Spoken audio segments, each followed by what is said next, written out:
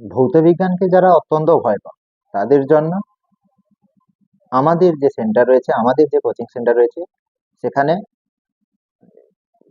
নতুন ভর্তি শুরু হয়েছে। ক্লাস 8 অর্থাৎ অষ্টম শ্রেণীর পরীক্ষা প্রায় সমস্ত স্কুলে কোথাও শুরু হয়েছে, অথবা দু একদিনের ভিতরে তা শুরু হয়ে যাবে।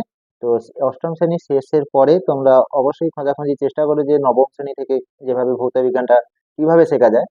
তো সেজন্যে যারা অত্যন্ত ভৌতবিজ্ঞানে দুর্বল, অথবা যারা ভৌতবিজ্ঞান একটু হলেও যারা বুঝতে পারো, তাদের সবারই জন্য আমাদের যে কোচিং সেন্টার, সেখানে অত্যন্ত যত্ন সহকারে এবং খুবই বিশ্লেষণা ভিত্তিক পঠন পাঠন করানো হয় শুধুমাত্র ভৌতবিজ্ঞানের উপরে।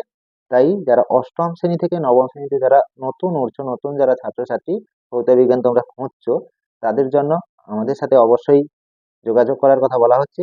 অবশ্যই যোগাযোগ করো।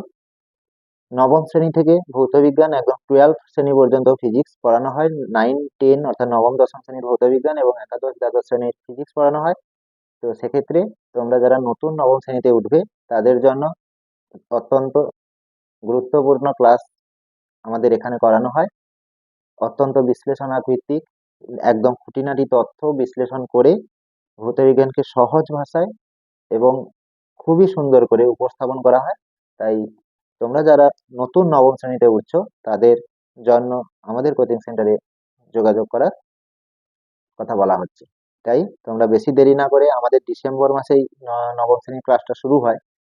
তো সেক্ষেত্রে তোমরা যত তাড়াতাড়ি সম্ভব অবশ্যই যোগাযোগ করো। ডিসেম্বরের 15 থেকে 20 তারিখের মধ্যে আমাদের ক্লাস শুরু হয় নবম শ্রেণীর। আর এছাড়া যারা 10 তো চলছেই, যারা 11 অথবা 12 যারা ফিজিক্স পড়তে চাও, তারাও যোগাযোগ করতে পারো। তাই দেরি নয়, তাড়াতাড়ি অষ্টম শ্রেণী পরীক্ষা শেষ হওয়া মাত্রই তোমরা তা যোগাযোগ করো।